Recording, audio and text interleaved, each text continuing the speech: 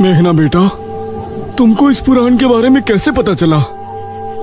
शायद अभी सच बोलना ठीक नहीं होगा।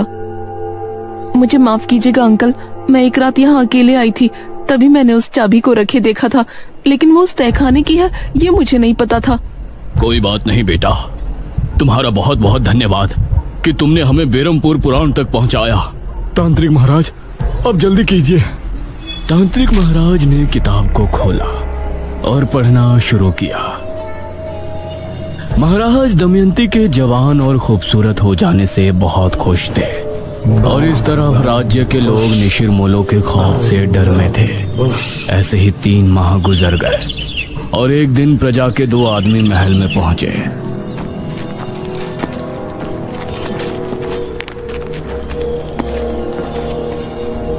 महाराज, आपके सिपाहियों ने हमारे गांव के 4 निशिर-मोलों को मार दिया और उस मुर्दे को लेकर आपके पास चले आए। आप ऐसा क्या कर रहे हैं महाराज? प्रजा होने के नाते हमारा ये जानने का हक है कि आपने इस तरह का हुक्म क्यों दिया था और आप उन मुर्दों का क्या करते थे? इस पर महाराज कुछ बोलते उससे पहले ही दमयंती बोली, तुम्हारी हिम्मत कैसे हुई ये सवाल महाराज से करने की? दमयंती, आप हमें बात करने दीजिए। नहीं महाराज।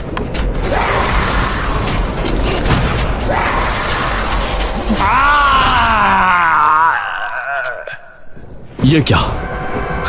कौन हो तुम? दमयंती, एक डायन। ये सुनकर सभी हैरान और खौफ में थे। महाराज का भी शरीर थर थर कांप रहा था। तो आपने हमसे विवाह क्यों किया? क्यों प्रेम का खेल रचाया हमारे साथ? मैं ये पति पत्नी के किसी धर्म को नहीं मानती। मैंने जो कुछ भी किया सिर्फ इसलिए किया कि मुझे समय पर मुर्दों का खून मिलता रहे और उसी से मैं अपनी उम्र को 1000 साल बढ़ा लूं। क्या? ये क्या कह रही है पिताश्री? हाँ, यही सच्चाई है और इस काम में तुमने मेरी मदद की, इसलिए मैं तुमको छोड़ रही हूँ। अब निकल जाओ दोनों पिता और पुत्री यहाँ से। इस राज्य पर अब सिर्फ मेरा राज होगा, डायन दमयंती का। ये कहकर दमयंती ने अपने हाथ की एक उंगली महाराज की तरफ की और तभी राजकुमारी और महाराज इस तरह से महल से बाहर पहुंच गए जैसे किसी अदृश्य शक्ति ने उन्हें फेंका। अब दमयंती सिंहासन पर बैठ गई थी। उसने एक मांत्रिक को भी अपनी शक्तियों को बढ़ाने के लिए महल में रख लिया था, जो दिन और रात बस एक कमरे में बंद काली दुनिया के मंत्रों का जाप करता रहता था। महाराज और राजकुमारी भी बहुत परेशान थे। वो एक पहाड़ी पर छिपे बैठे थे। अब हम क्या करें? हमने अपने राज्य को भी मुसीबत में डाल दिया और खुद भी फंस गए। पिताश्री, आपने बहुत बड़ी गलती की है और हमें किसी भी तरह से इससे निपटना पड़ेगा। महाराज ने कुछ सोचा, फिर बोले, हमें ब्राह्मण जी से मिलकर बात करनी चाहिए। अब वो ही हमारी सहायता कर सकते हैं।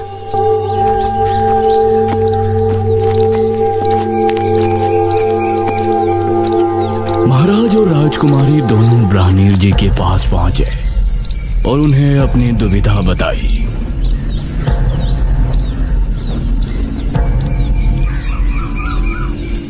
महाराज, दमयंती को मारना नामुमकिन है। उसे सिर्फ कैद किया जा सकता है। तो कैसे कैद कर सकते हैं हम उस डायनी को? पूर्णमासी की रात, मध्य रात्रि के पहर अगर उसके ऊपर तांबे के चाकू से हमला किया जाए तो उसकी शक्तियां खत्म हो जाएंगी और अगर सुबह होने से पहले उसे अगर जमीन में गाड़ दिया जाए तो वो अगले कई सालों के लिए कैद होकर रह जाएगी। ठीक है ब्राह्मण जी, हम उसे खत्म करने का एक प्रयास अवश्य करेंगे। नहीं महाराज, यह कार्य केवल एक महान कोमल हृदय और वीर स्त्री कर सकती है। एक ऐसी स्त्री जिसकी वजह से 100 से ज्यादा लोगों की जान जाने से बची हो। मतलब वो इतना पुण्य करने वाली हो कि उसकी वजह से 100 से ज्यादा लोग मौत के मुंह से लौटकर वापस आए हो और अब अच्छे से अपनी जिंदगी जी रही हो। हे भगवान, अब ऐसी स्त्री हम कहाँ ढूंढेंगे? इस पर ब्राह्मण जी ने मेघालय की तरफ देखा और बोले, वो स्त्री कोई और नहीं है, वो तो आप ही है पुत्री, राजकुमारी मेघालय। यह सुनकर मेघालय ने महाराज की तरफ देखा और बोली, लेकिन हम कैसे? याद कीजिए महाराज, जब आपके राज्य में महामारी फैली थी तो राजकुमारी मेघालय ही यहाँ उस बीज को सिद्ध कर लाई थी जिससे मृत्युंजय अमृत का पेड़ उगा, और उसकी वजह से सैकड़ों नहीं बल्कि राज्य के हजारों लोगों की जान जाने से बची। यह सुनकर महाराज ने राजकुमारी मेघालय की तरफ देखा। राजकुमारी, अगर आप ना होती तो अभी तक हम सिर्फ उस स्त्री को ढूंढ रहे होते जिसने इतने पुण्य का कार्य किया हो। ब्राह्मीण जी, अब बताइए कि अगली पूर्णमासी कब है और उस डायन को हमें कैसे काबू करना है? दमयंती हर पूर्णमासी की रात शमशान भूमि पर बैठकर सुबह होने तक एक महामंत्र का जाप करती है। आधी रात के समय जब वो जाप में लीन होगी तो उस पर हमला करने का वही उचित समय होगा। उस पर हमला करने से पहले तुमको एक मंत्र पढ़ना होगा और बिना देर किए उस पर वार कर देना। ठीक है ब्राह्मीण जी, इस पूर्णमासी की रात दमयंती के जुल्म की आखिरी रात होगी। दमयंती बहुत खुश थी और पूरे राज्य की प्रजा पर उसका प्रकोप बरस रहा था। कोई भी उसके खिलाफ खड़े होने की हिम्मत नहीं कर सकता था। वो अपनी शक्तियां बढ़ाने के लिए हर माह कितने लोगों को अपना शिकार बनाती थी। कुछ दिन ऐसे ही गुजर गए।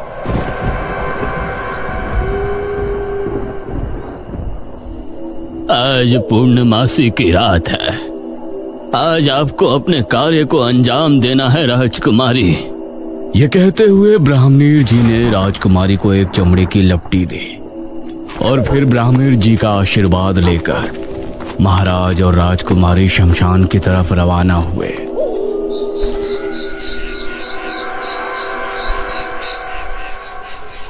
अभी दमयंती नहीं आई है, हमें सावधानी से छिपकर सब कार्य करना होगा। राजकुमारी, तुम उसे खत्म तो कर पाओगी ना? पिताजी, आप फिक्र मत कीजिए, हम कर लेंगे। अपनी प्रजा को बचाने के लिए हमारे प्राण भी चले गए तो हमें कोई संकोच नहीं होगा। आधी रात के पहर इनको घोड़ों की टोपों की आवाजें आने लगी। लगता है वो आ रही है। तभी एक रथ शमशान भूमि पर आकर रुका और दमयंती उससे बाहर उतरी। जाइए और सुबह होने से पहले वापस आ जाइएगा। यह सुनकर रथ वाला वहां से चला गया। पिताजी, आप यहीं रुककर इंतजार कीजिएगा। दमयंती एक घर में बैठकर आंखें बंद करके मंत्र जाप करने लगी। इस तरफ ब्राह्मणीर जी भी आंखें बंद किए मेघालय की सफलता के लिए प्रार्थना कर रहे थे। आधी रात के समय धीमे कदमों से राजकुमारी दमयंती की तरफ रवाना हो गई। दमयंती बहुत ही शांत भाव से जाप कर रही थी। राजकुमारी ने उसके पास जाकर मन में वो मंत्र पढ़ा जो ब्राह्मणीर जी ने उसे बताया था, लेकिन दमयंती की शक्तियों की वजह से उसने राजकुमारी के मन की आवाज सुन ली और उसने आंखें खोली। तू यहाँ क्या कर रही है? यह देखकर राजकुमारी हैरान रह गई, लेकिन इससे पहले दमयंती कुछ करती, राजकुमारी ने दमयंती के ऊपर वार कर दिया। दमयंती की चीख ऐसी थी कि वो पूरे राज्य में गूंज गई। लोगों के घरों में रखे बर्तन भी जमीन पर आ गिरे। राजकुमारी और महाराज उसे जमीन पर पड़े तड़पता देख रहे थे। तभी दमयंती एकदम शांत हो गई। उधर महल में बंद दमयंती का पुजारी बुरी तरह चीख पुकार करने लगा। महारानी दमयंती! वो बहुत गुस्से में था, लेकिन वो महल के अंदर बंधित था, इसीलिए वो बाहर नहीं आ सकता था। अगली सुबह राज्य के किले में जश्न मनाया गया। राजकुमारी की जय हो! राजकुमारी की जय हो! राजकुमारी, हम सभी आपके बहुत बहुत आभारी हैं। हमारा जीवन धन्य है कि हमें आपके जैसी वीर और बुद्धिमती राजकुमारी मिली, जिसने अपनी जान पर खेलकर हम सभी को दमयंती के श्राप से मुक्ति दिलाई। आप सभी से हमारी सिर्फ एक प्रार्थना है, हमारे पिता से जो गलती हुई उसके लिए उन्हें माफ कर दें। प्रजा राजकुमारी से बहुत खुश थी। उन्होंने उसकी बात को फौरन स्वीकार कर लिया। ब्राह्मीण जी, दमयंती को किस जगह कैद किया गया है? राजकुमारी, दमयंती को राज्य की एक गुफा के अंदर कैद किया गया है। वो वहाँ से वापस तो नहीं आने वाली ना? नहीं राजकुमारी, लेकिन अगर आप उस गुफा के अंदर पहुंची तो वो जरूर जा सकती है, क्योंकि उस पर रोक आपकी वजह से लगी है। अब आपको उससे दूर ही रहना होगा। भला हम वहाँ क्यों जाएंगे?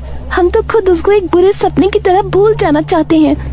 हमारी प्रार्थना है कि अब राज्य में सब कुशल मंगल होगा। अब सभी राज्यवासी बहुत खुश थे, लेकिन वो भूल गए थे कि अभी निशिर मोलो से वो आजाद नहीं है। जब शनिवार की रात आई और गांव में अजीब सा शोर गूंजा,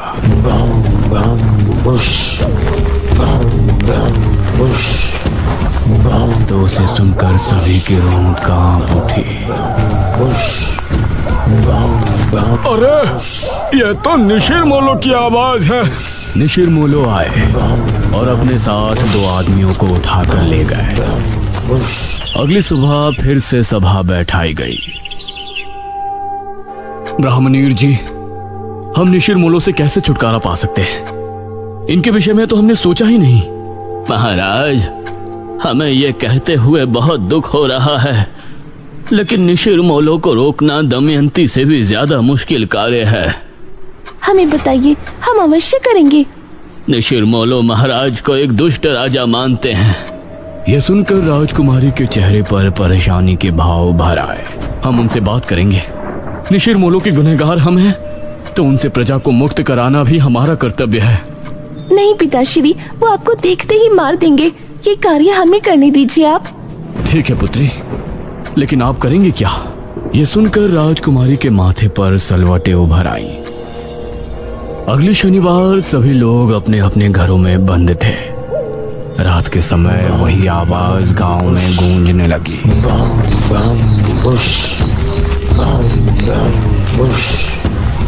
निशिर मोलो के खौफ से सभी के दिल दहल उठे थे।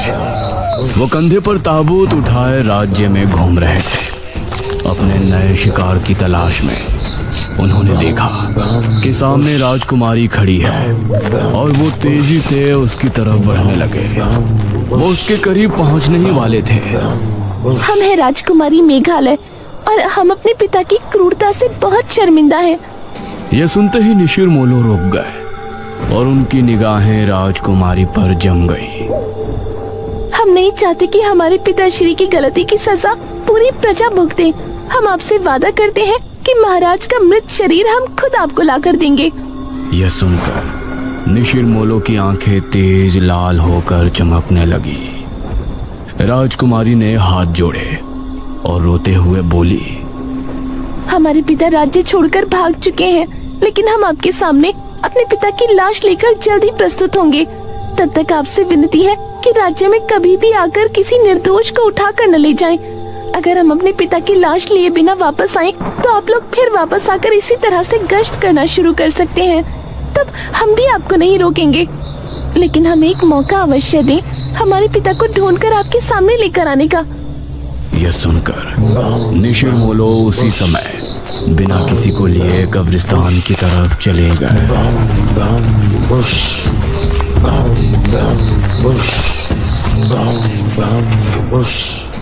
अगली सुबह सभी लोग महाराज और राजकुमारी के सामने प्रस्तुत थे। राजकुमारी, आपने उनसे ये क्यों कहा कि हम राज्य छोड़कर जा चुके हैं?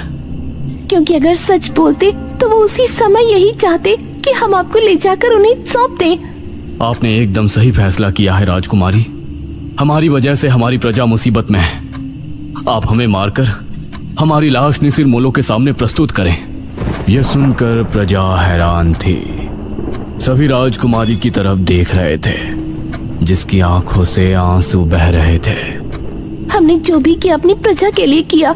लेकिन हम अपने पिता को अपने हाथों से मारे और उनकी लाश को निशिर मोलो को समर्पित करें, ये हम नहीं कर पाएंगे।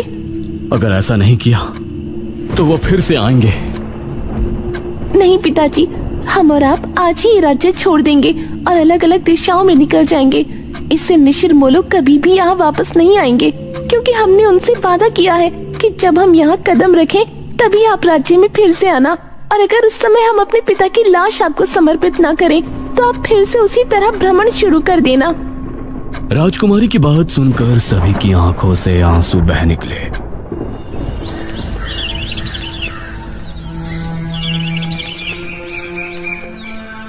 उसके बाद राजकुमारी और महाराज ने उसी दिन राज्य छोड़ दिया और फिर निशिर मोलो कभी नजर नहीं आए। इतना पढ़ने के बाद ये तांत्रिक महाराज ने पुराण बंद कर दिया। इस पुराण के हिसाब से तो जब राजकुमारी राज्य में वापस आएंगी तभी निशिर मोलो वापस आएंगे, लेकिन अब 400 साल बाद वो क्यों लौटे हैं? क्या राजकुमारी गांव में वापस आ गई है? अगर वो आई है तो है कहाँ? ये तुम कैसी बातें कर रहे हो? भला 400 साल बाद राजकुमारी वापस कैसे आ सकती है? यही तो समझ नहीं आ रहा है कि निशिर मोलो आए हैं तो कैसे, क्या वजह है उनके वापस आने की? इसमें आगे की कहानी नहीं लिखी। महाराज और राजकुमारी का बाद में क्या हुआ? नहीं पुत्री, पुराण समाप्त हो गया। मेघना की उत्सुकता देखकर इशिता को बहुत हैरानी हो रही थी। इतना सब कुछ जानने के बाद भी वही सवाल सबके सामने था कि निशिर मोलो वापस क्यों आए।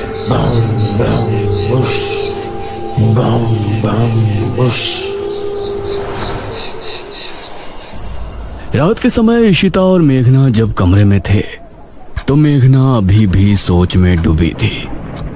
मेघना, तेरा क्या चल रहा है यार? तू क्यों इतना गहराई में जा रही है? तभी अनुज भी कमरे में आ गया। सच में अब तो मुझे भी सब कुछ बहुत अजीब लगने लगा है। मेघना, तुमको कैसे पता कि वो चाबी वहां रखी थी और वो तहखाना कहां पर है? मुझे यकीन है कि तुमने झूठ बोला है। तुम राजमहल में मेरे बिना तो दोबारा नहीं गई होगी। इशिता और अनुज दोनों मेघना की तरफ गौर से देख रहे थे। मुझे बचपन से ही सपने आते थे जिनमें मृत्युंजय अमृत का पेड़ मुझे दिखाई देता था। जब मैंने यहाँ गांव की जमीन पर कदम रखा तो मौसम बदल गया था और आंधी आ गई थी। उसी रात मुझे महल के बारे में सपने आए और राजमहल से जब हम वापस आए तो उस रात मैंने खुद को सपने में राजकुमारी बने देखा। उसी सपने में मैंने खुद को तहखाने में जाते देखा और जब मैं महल पहुंची तो वो चाबी और तहखाना वहीं थे। सबसे जरूरी बात यह है कि जब मैं गांव में आई थी उसके अगले रात से ही निशिर मोलो ने गांव में आना शुरू किया। इतना सुनकर इशिता और अनुज दोनों हैरान रह गए। मेघना ने भी इन दोनों की तरफ देखा और सवाल किया, ये सब सुनकर अब तुम दोनों को क्या लगता है? इसका मतलब है कि पिछले जन्म में तुम ही राजकुमारी मेघना थी और निशिर मोलो इसलिए गांव में वापस आए क्योंकि तुम यहाँ वापस आ चुके हो। हाँ, ये सब मेरी वजह से हो रहा है। हे भगवान, तो अब हम क्या करेंगे? क्या हमें यहाँ से चले जाना चाहिए? नहीं, मुझे नहीं लगता कि उससे कोई फायदा होगा। या तो वो मुझे लेकर जाएंगे या फिर महाराज की लाश। ये तीनों अब गहरी सोच में डूब गए और उस तरफ तांत्रिक महाराज और गांव के लोग भी परेशान थे। इस कहानी में आगे क्या होगा? मेघना किस तरह से निशिर मोलो से गांव को आजाद कराएगी? ये जानने के लिए इस कहानी का अगला और आखिरी भाग जरूर देखें।